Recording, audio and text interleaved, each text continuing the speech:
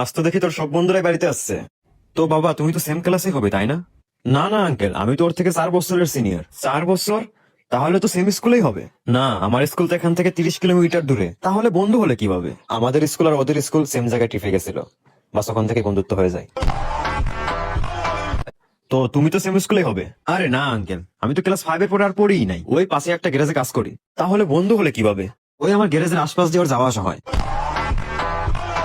এখন তো বাস তোর শুধু শহরের বাইরে বন্ধুত্ব করা বাকি আছে। আমি আছি তো। তুমি ওর বন্ধু হলে কিভাবে? আমরা সেম টি স্টলে চা খাইতাম, তো ওখান থেকে বন্ধুত্ব হয়ে যায়। কিন্তু আমি তো কখনো ওর শহরের বাইরে যাইতেই দেই নাই। কিন্তু আমি আসি তো। তোর ইংলিশ টিচার ফোন দিছে, তুই নিশ্চয়ই কোনো গেমস করছিস। Hello sir. হ্যাঁ, ওই যে আপনার ছেলে রাকিবকে বার্থডে ইনভাইট করবো তো, কিন্তু ওর ফোনটা বন্ধ আছে। ও, আপনার ছেলের বার্থডে? আমার তরফ থেকে ওকে হ্যাপি বার্থডে। না না, আমার ছেলের না, আমারই বার্থডে।